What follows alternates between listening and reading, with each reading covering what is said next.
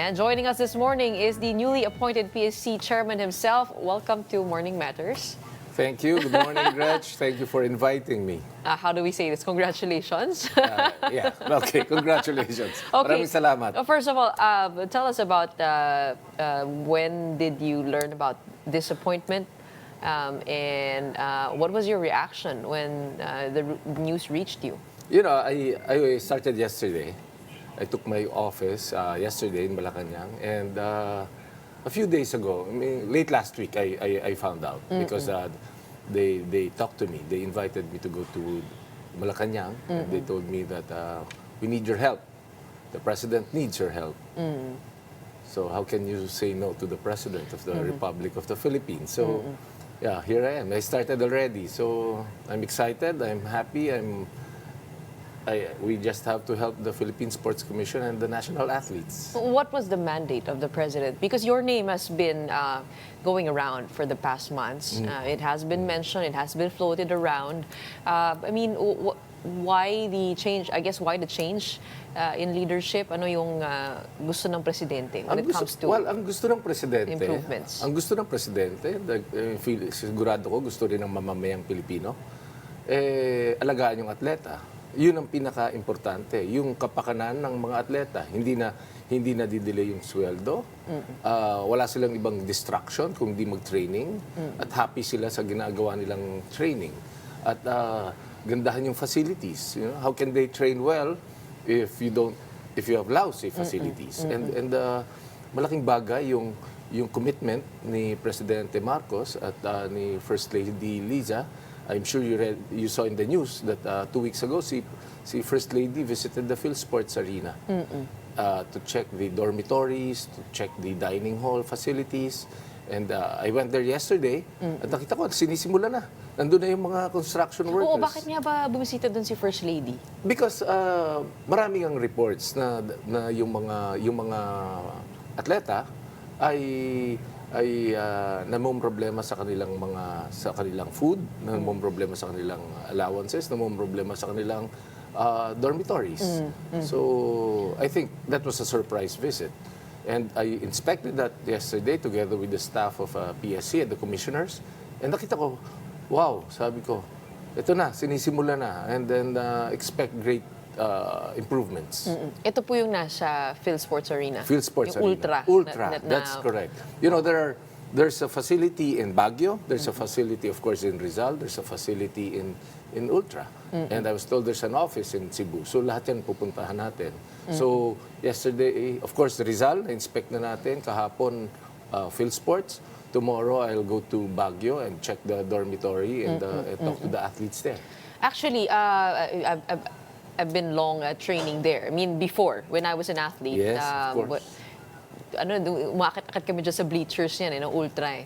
Nakikita namin yung mga national athletes, talagang nandun sila, yung mga tahanan nga nila. And matagal na ring problema sa mga national athletes, yung delay ng sweldo. I mean, it's long been there. Sa ngayon, I mean, I know that only certain qualified athletes receive allowance. What amendments are you looking to doing on that end? I mean, sino-sino lamang yung entitled ba talaga dun sa support na yun from Philippine government? Let me explain that.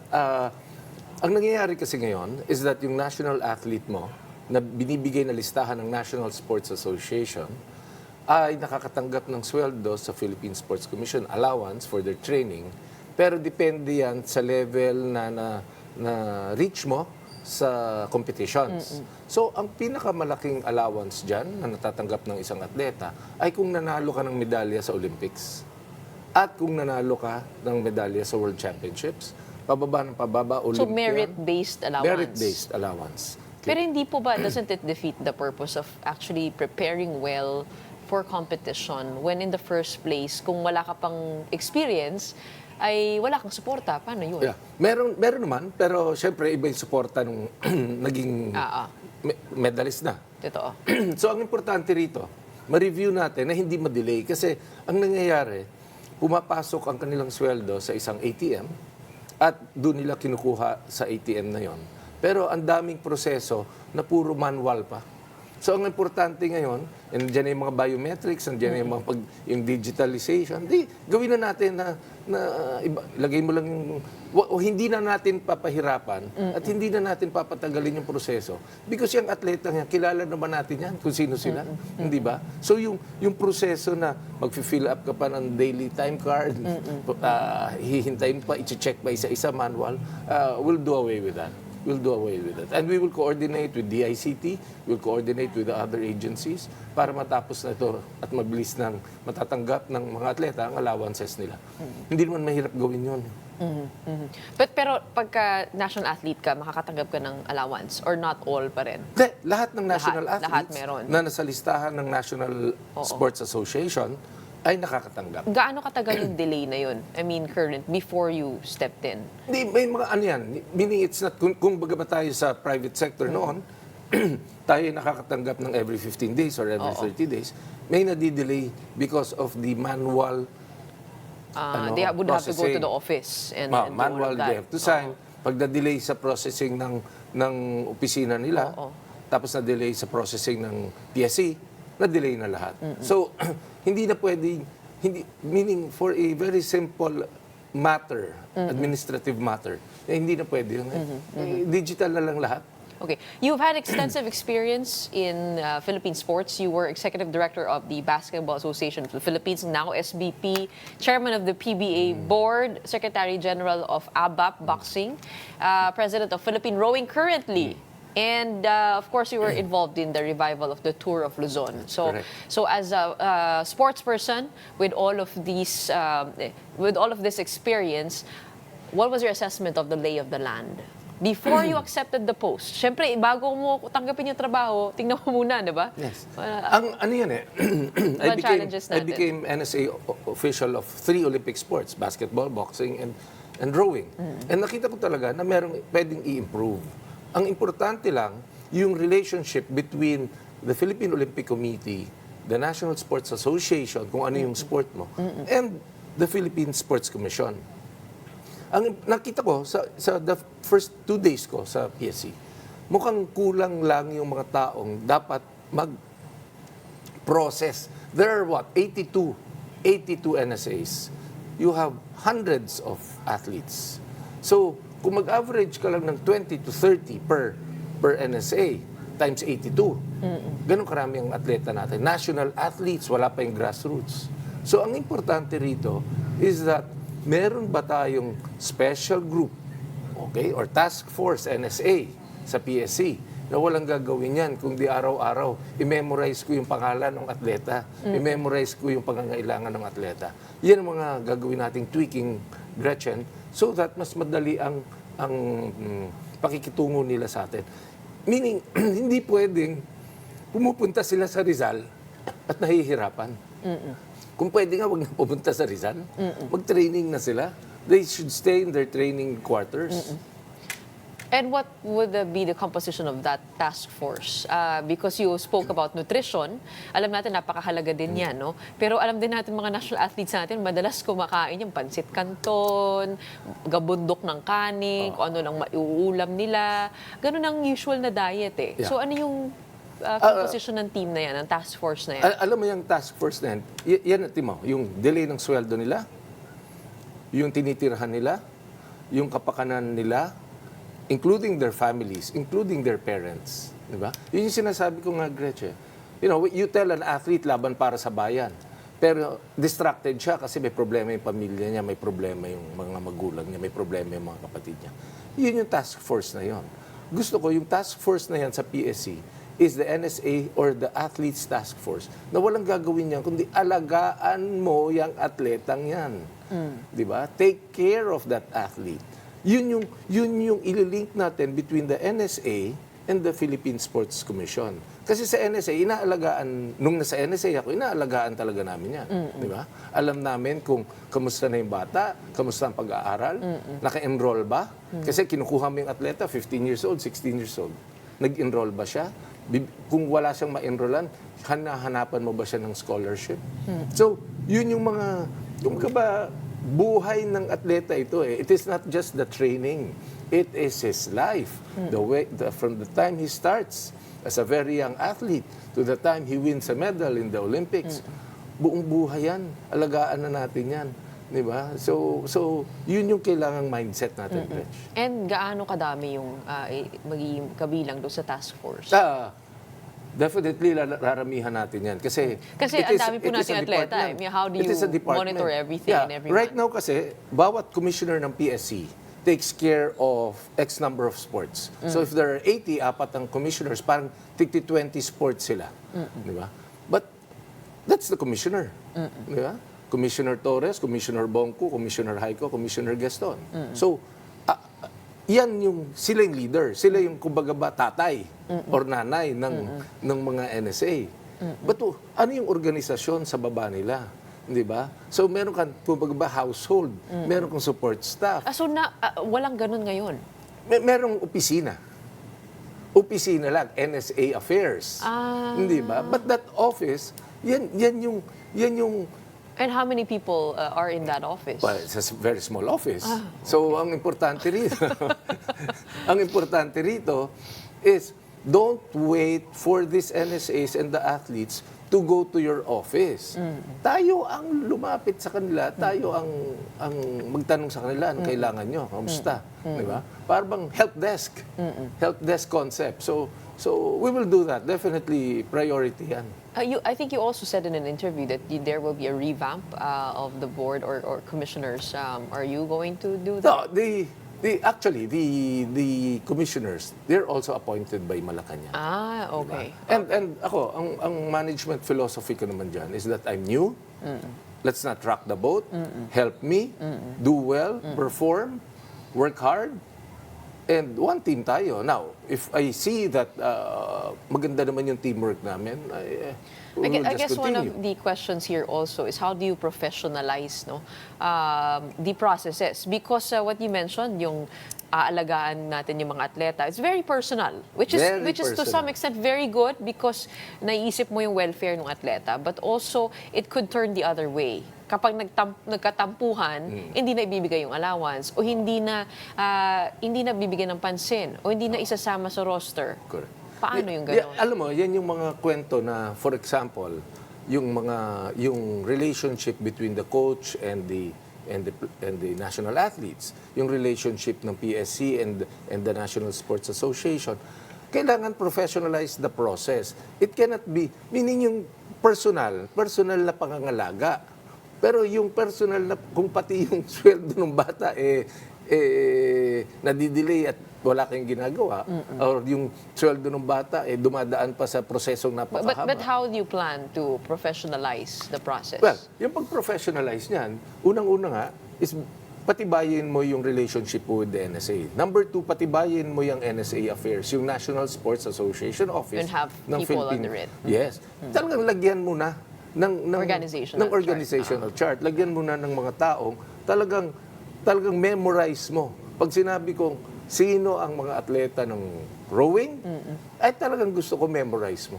Where are they now? Where will they train? Bakit sila pupunta sa bansang ito para mag-training? Bakit sila sasali dyan? You know, the PSC for the longest time, ang pagkakaalam ng mga tao at pagkakaalam mo bilang atleta is that aalis ako, sana yung allowance ko. Tagabigay ng pera. Tagabigay ng Wallet. pera. Hindi naman po ATM. Hindi naman po bangko ang PSC. Di ba? So, exactly. Siguro ako, ito na yung pagkakataon para linawin. Ano po ba ang role talaga ng PSC? Alongside the POC? Yeah.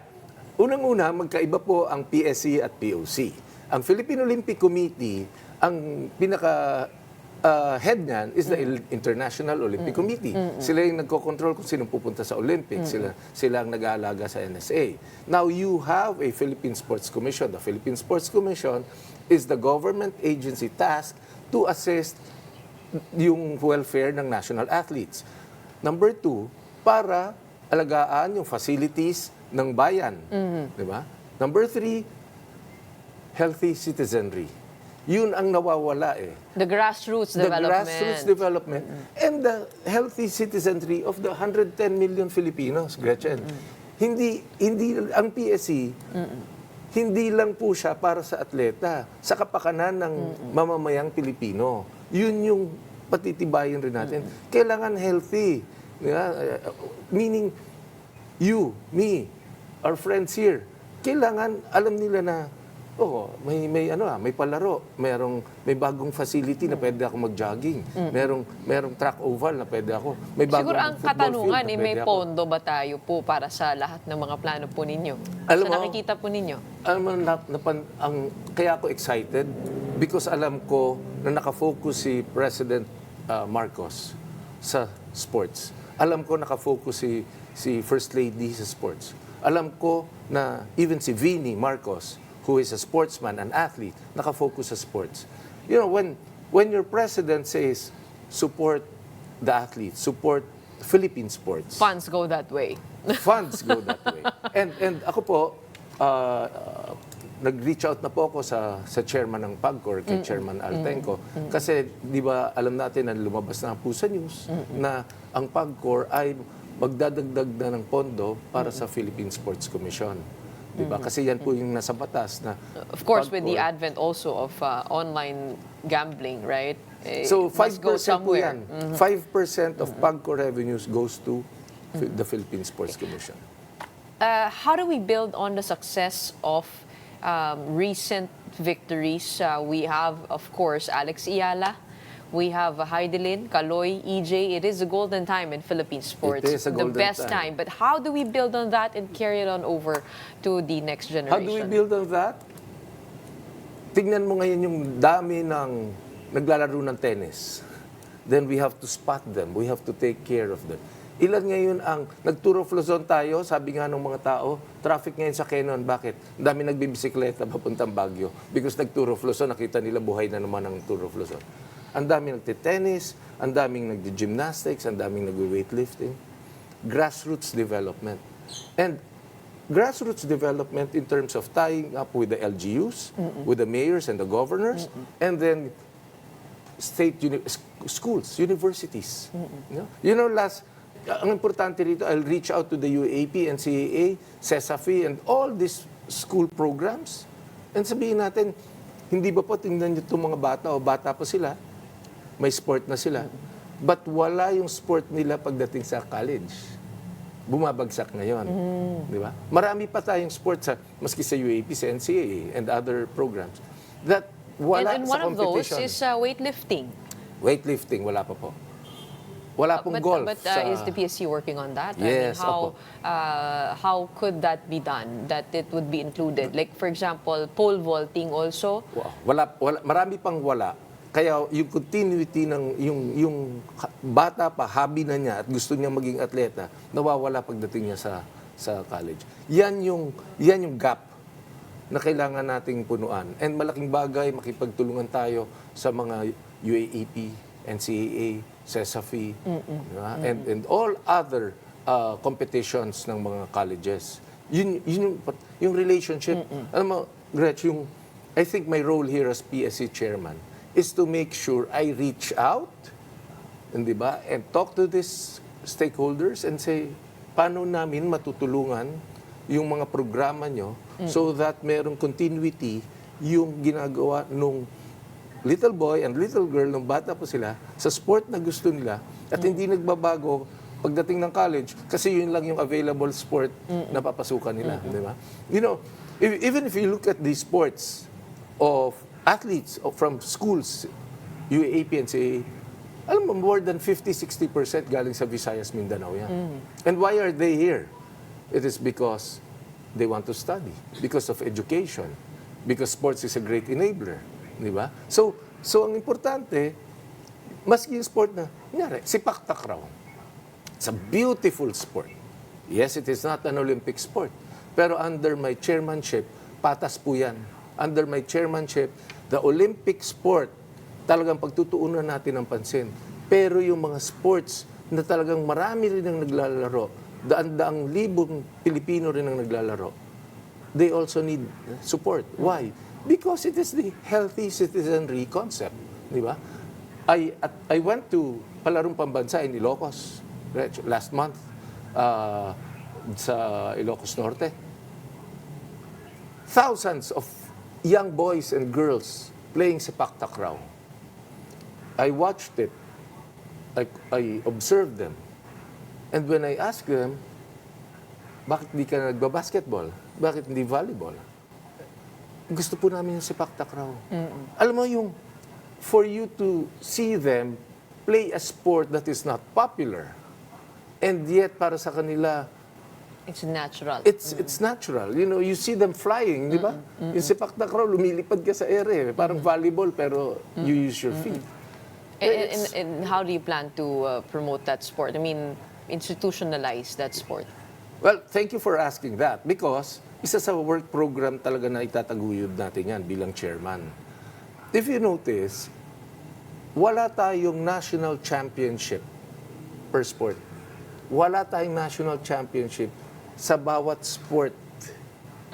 Wherein you represent your region and your province. Hindi ba yung palaro yun? That is the palaro per region for students, for elementary and high school. Level up tayo. So that you have a national championship per sport na ang magko-control, magmamanage, o mag-facilitate yung National Sports Association. Ibig So sabihin, then kahit you now hindi ka provide the estudyante, link. Then you provide the link. Yes. Kahit hindi ka estudyante, maaaring makapaglaro ka. Kunyari, if you're still playing volleyball, saan ang probinsya mo? If you are from Manila, from Manila. then you represent Manila. Kung kukunin ka ng Manila team. Then you bridge the gap between that palarong pambansa, Batang Pinoy. Kumbaga parang you're offering two routes. Merong mga regional meet No, through it's the schools Through the NSAs. at merong NSA. Yes. Because the NSAs now, palarong pambansa, the NSAs go there to check sino bang magaling na bata rito. Kukunin ko yan sa national team. Sino bang magaling na bata rito? Kukunin ko yan. Napuputol yun. Now, ituloy natin yun hanggang... You mentioned dulo. private-public partnership here. Which companies are you looking to tap You know, from the private sector? You know, maraming kumpanya, maraming gustong tumulong sa sports. When they saw the news na Patrick Gregorio was appointed chairman of PSC, ang daming nagte-text sa akin, paano kami makakatulong? You know, so ang importante dyan, sinasabi ko nga is, paano po kayo makakatulong? Unang-una, gawin nating madali ang access at ang proseso sa donation. Pangalawa, gumawa po tayo ng sports foundation na nandoon lahat ng gustong tumulong. Meron po, alam ko po si Mr. Pangilinan may sariling sports foundation. I am sure San Miguel, sila Mr. Razon, at all the big companies, Ayala, they have. You know, there's this group, yung disaster, yung PDRF, nandun po lahat sila. Pero lahat ng ito po ba resources ang nila. question ay dumidiretso sa atleta? O dadaan pa po yan sa NSA at sa POC? Dapat po, parang adapt a sport, adapt an athlete. Pero well-coordinated tayo Sa NSA. Sa NSA. Very important po sa akin ang role ng National Sports Association. And if I have to help them professionalize yung NSA nila, di ba? Kasi ang NSA po, you have a president and you have a secgen. Pero minsan kasi nandun po yung problema sa disbursement within the NSA. Because, Gretchen, the NSA, ang mga nagvo-volunteer dyan are the people who know the sport and may resources to support the sport. Pero, mga nagtatrabaho rin yan. They have jobs, they have other things to do. They're there because they love the sport. So, kung kaya po natin na yung president, of course, the president, the head of the NSA, may trabaho siya, sinusuportahan niya. Pero yung level sa baba, the Secretary General, the administrative officer, kung mabigyan natin sila ng suporta para ma-professionalize, para yung reporting nila tama sa pag-submit sa PSC, hindi na nagkakagulo yung mga sinasubmit nila. Isa pa ho dyan, kailangan na yung auditing, no? COA, Kasi of kung course, marami pong number perang one. ibinibigay, yung report po na pagbalik nun. Kasi pag hindi mo sinubmit ng tama, hindi ka na Is makakakuha the sa next PSC in batch. charge of that? Yes, auditing? because we give the funds dapat sinasubmit nila yung paano nila ginastos. Kasi yung iba ho hindi paano nagsasubmit. Nila liliquid. Oo. Hindi nila sinasubmit. Pero sa akin kasi, I'm sure alam natin itong problemang to. Sometimes, that responsibility of submitting, the responsibility of liquidating, kung minsan, nilalagay mo pa sa responsibilidad ng atleta. Hindi na dapat, di ba? Hindi na dapat. So, yun yung sinasabi ko. During my chairmanship, I will make sure na walang distraction ganyan yung atleta, walang distraction ganyan yung NSA. Yan, kaya kong ipangako yan kasi for more than 20 years, ang buhay ko nandun lang sa kabila, dun sa NSA. So ngayon na nandito tayo sa PSC, siguro naman kayang-kaya nating i-analyze na ngayon paano itutugma yun. The institutional organization That's correct. itself and how things work professionally. Seems you have your work cut out for you. Yes. And you have 3 years to do that. So, Yes, until good luck po, 2020. sir. Thank you, Sa Gretchen. inyong mandato. And sana po ay matulungan nyo talaga ng malaking-malaki ang mga atletang Pilipino na deserve po yan. Isang pangako yan na hindi dapat mabali at hindi dapat mapako. So I'm here to serve the athletes and I'm here to improve Philippine sports because yan ang gustong mangyari ni President Marcos at gagawin po natin. Wala pong bias sa UP, ah? Wala po, wala na. Promise yan. Okay, thank you. We have a PSC Chairman, Patrick Gregorio, joining us today.